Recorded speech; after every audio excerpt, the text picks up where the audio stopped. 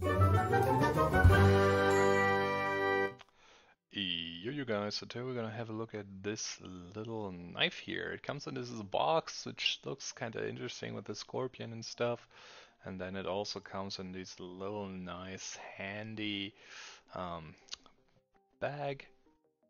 And let's remove it from here, and then you will see in a second already what's so special about it. It has a really cool looking vibe to it with all these colors and reflections and that. It's definitely pretty cool piece to pick up.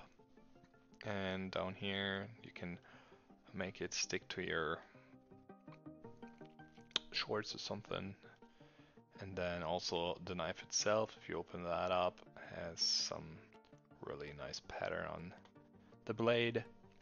Looks really good.